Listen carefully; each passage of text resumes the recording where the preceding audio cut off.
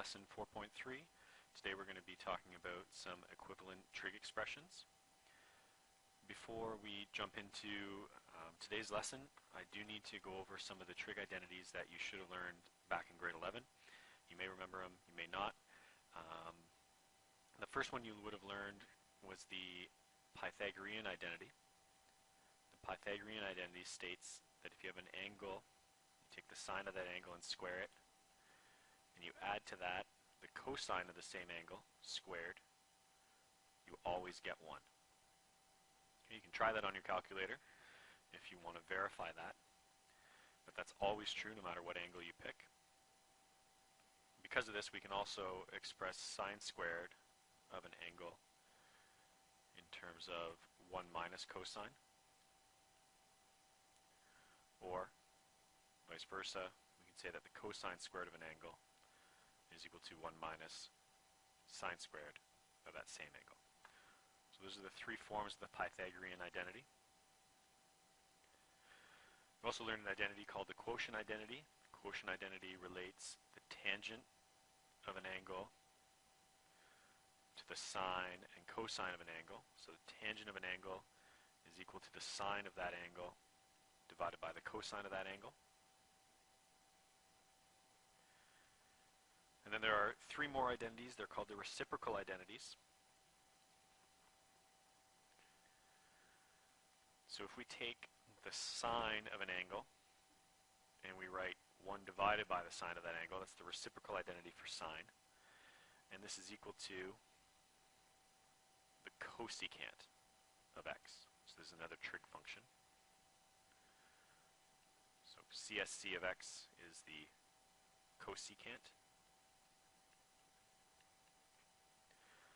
Likewise, 1 over the cosine of x is equal to a function called the secant of x.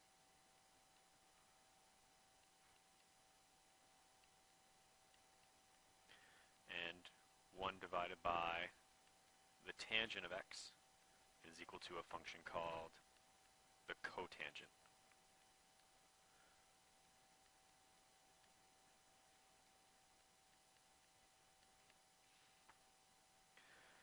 And these are the identities that we're going to start with in this class. Moving forward, we're going to be working more with trig identities and doing some proofs. By the end of today, we're going to have added at least 6 more identities, but maybe more like 12 identities to our list. So what I would suggest you start doing is, in your notes, have a separate page that lists all the trig identities that you know, and you can refer to that quickly during a lesson or during homework time. So I would definitely start by listing these 7 identities on a page that you can start referring to. What we want to talk about today are some equivalent trig expressions. So we're going to do a little investigation to start. I'd like you to draw a triangle. We'll call that triangle ABC. We're going to say that angle B is a right angle. So we'll mark angle B as pi over 2. And we'll use a unit circle to show this. So there I have my unit circle with a radius of 1. And I've drawn my triangle. It's in the first quadrant. I have my 90-degree angle, my angle x. And we want to try and derive an expression for the measure of angle C in terms of x.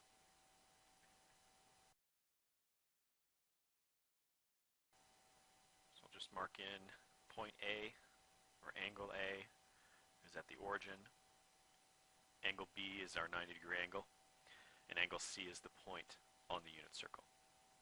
So we want to figure out angle C in terms of angle x. So angle C, since this is an angle in a triangle, going to be equal to 180 degrees, or pi radians, minus pi over 2, our 90-degree angle, minus angle A, which is x. So pi is also equal to 2 pi over 2. minus pi over 2 minus x. So angle C is going to be equal to pi over 2 minus x.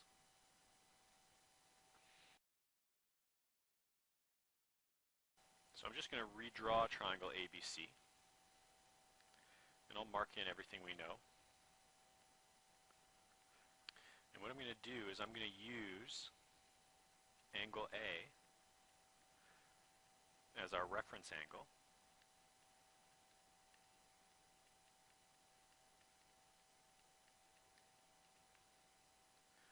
And I'm going to determine the primary trig ratios.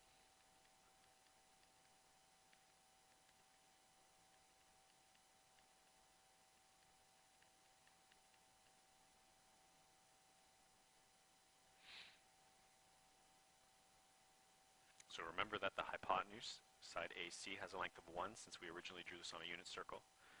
So the sine of angle A, or the sine of x, going to be equal to, let's call this side A, side C, and side B. It's going to be equal to A over B.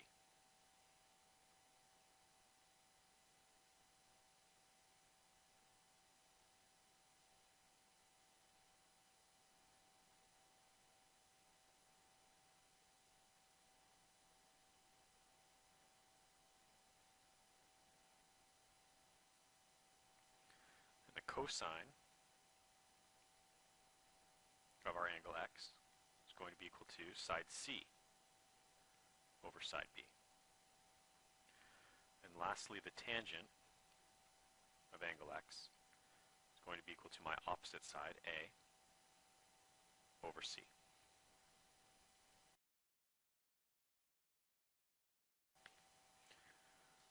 So I'm going to keep those ratios in mind, and now what I'm going to do is the same thing.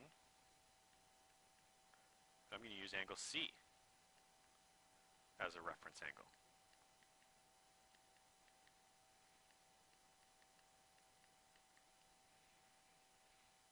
So now the sine of angle C, which is pi over 2 minus x, is going to be equal to C over B. The cosine of pi over 2 minus x is going to be equal to side A over B. And the tangent of pi over 2 minus x will be equal to side C over A.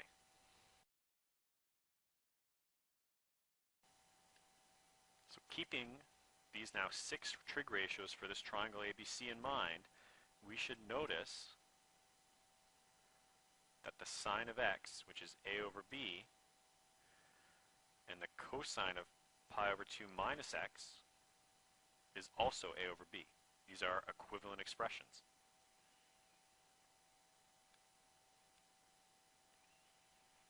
Therefore, I can say that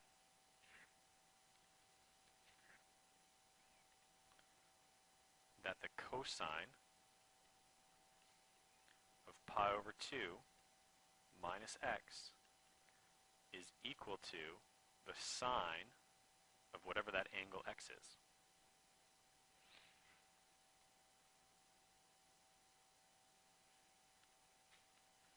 Okay, we should also notice that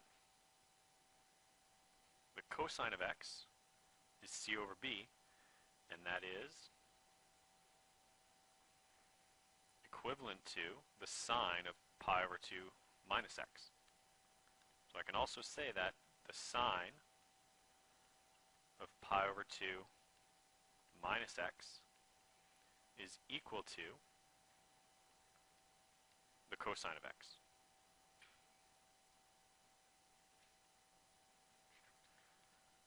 And lastly, the tangent of x is A over C. Well, wait a minute. The tangent of pi over 2 minus x isn't A over C, it's C over A. So our pattern's changed a little bit. think about the identities that we identified at the beginning of this lesson, if tangent is a over c, 1 over tangent is going to be c over a, which is the same as the cotangent ratio.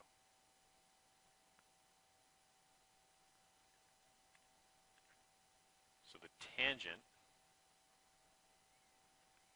of pi over 2 minus x is equal to the cotangent of x.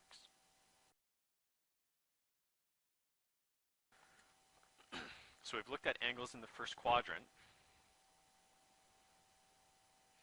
and now we've come up with some identities that are called the cofunction identities, and the three that we just identified are here.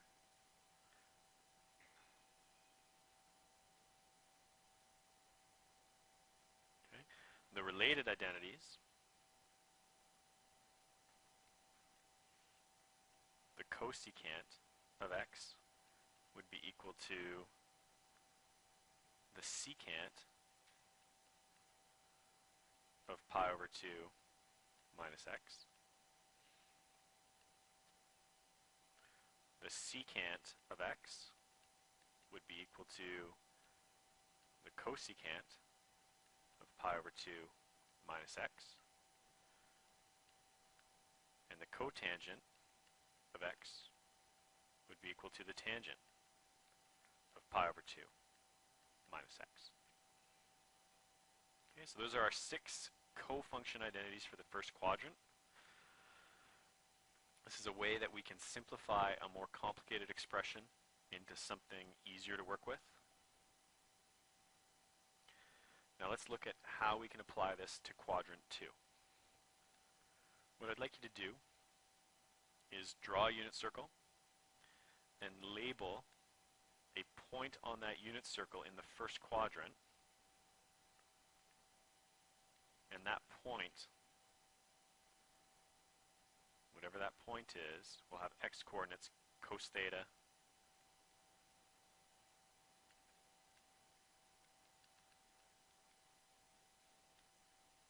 that point will have coordinates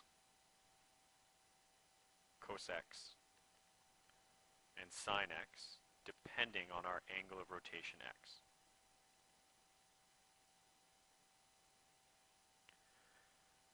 And what we're going to do is we're going to rotate this point counterclockwise, and we're going to rotate it pi over 2 radians, or 90 degrees.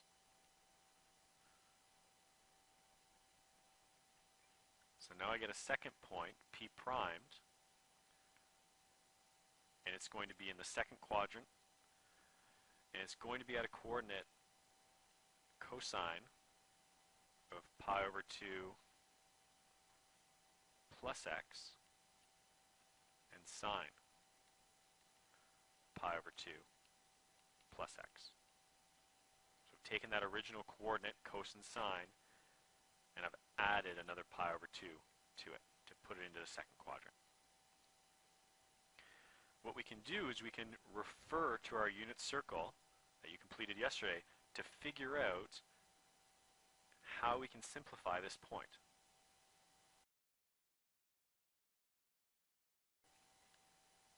So here's half my unit circle. In the first quadrant,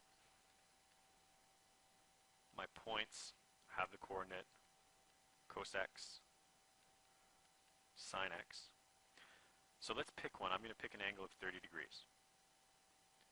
And I'm going to imagine rotating this angle of 30 degrees another 90 degrees. Okay, 30 plus 90 is 120. Or, since we should be working in radians, pi over 6 plus 90 degrees, which is pi over 2, gives me an angle of 2 pi over 3. So I'm looking at 120 degrees. And let's compare the points. Okay, let's compare the coordinates. Here, I have a coordinate of root 3 over 2 and 1/2. Here, when I've rotated 90 degrees, I have a coordinate of -1/2 and √3/2. How are they related? Okay, think about how they're related. You should notice that the x and y coordinates have flipped, and the x coordinate has now become negative. Okay, does that apply to other points? If I look at my 60-degree angle, and I add 90 degrees, I end up at 150, or pi/3 plus pi/2 is equal to pi/6. And look at the coordinates. They're flipping when I move into the second quadrant.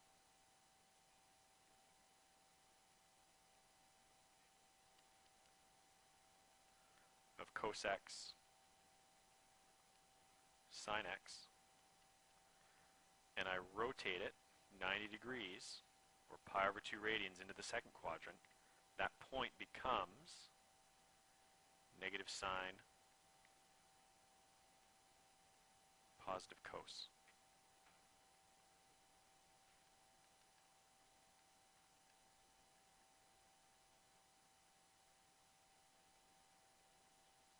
Or my x and y coordinates, when I rotate it 90 degrees, becomes negative y positive x.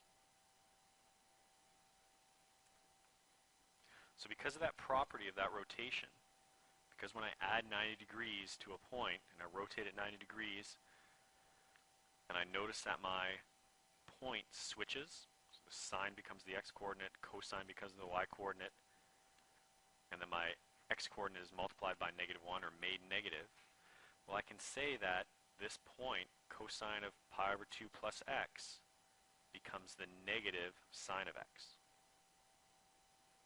And this point, sine pi/2 plus x, becomes cos x. And likewise, I can show that the tangent of pi/2 plus x becomes the negative cotangent of x. And in my reciprocal identities, the cosecant of pi/2 plus x is going to become the secant of x.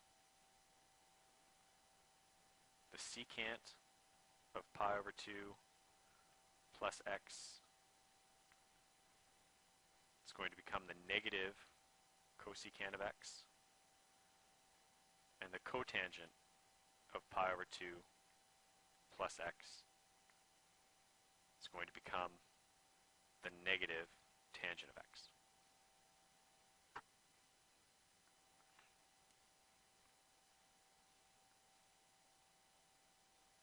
Okay, so those are the 6 identities for the second quadrant.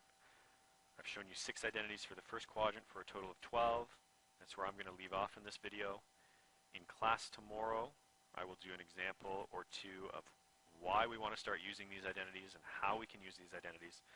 As well, I'll show you the 12 additional identities for the third and fourth quadrant.